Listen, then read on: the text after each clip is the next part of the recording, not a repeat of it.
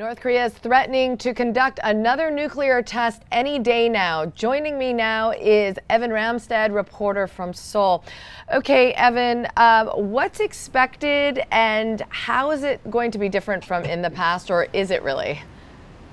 Well, the two differences that people will be looking for are the size of the detonation and the components of it, whether it is coming from reprocessed plutonium or enriched uranium. If it's enriched uranium, that will be significant because that will be the first time they have used that as the fissile material.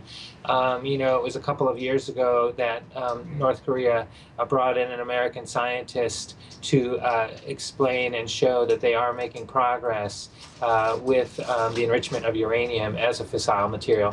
But the previous two nuclear tests in 2006 and 2009 were blasts that came from reprocessed plutonium.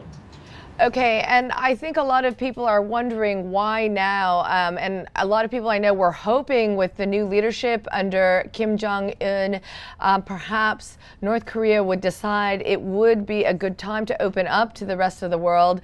Another test would definitely isolate the country even further. So any logic or any insight into why now?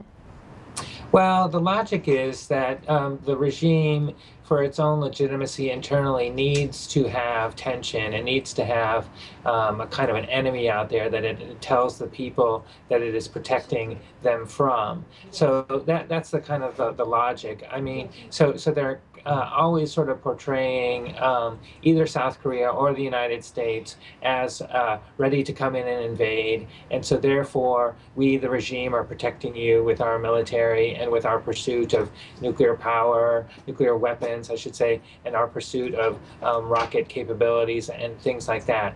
So,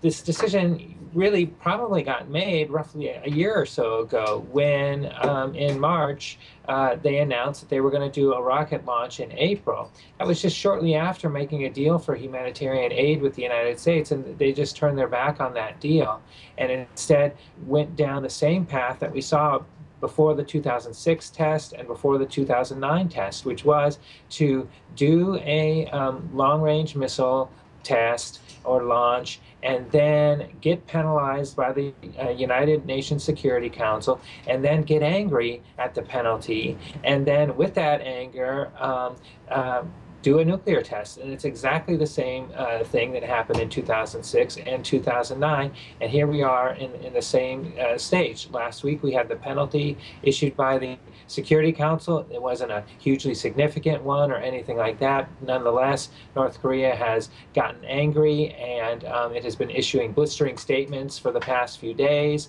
And now, of course, they are just outright saying they're going to do another nuclear explosion.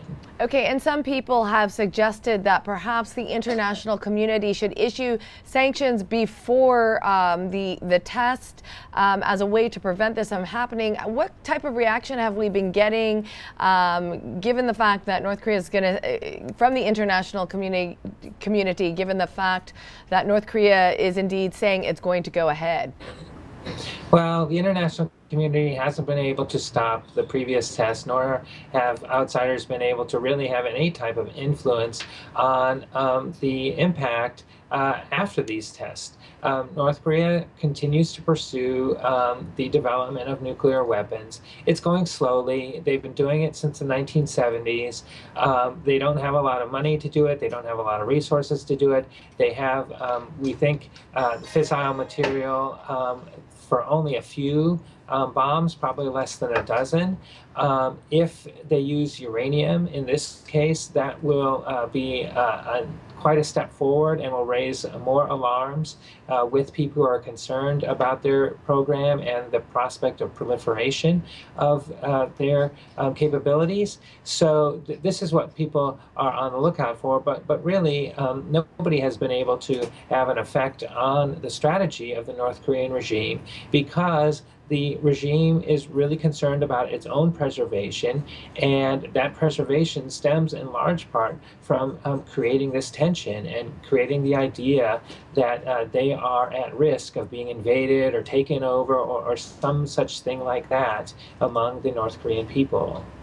Okay, thanks very much. Evan Ramstad, who obviously will be keeping us up to date on that situation should North Korea launch another missile test.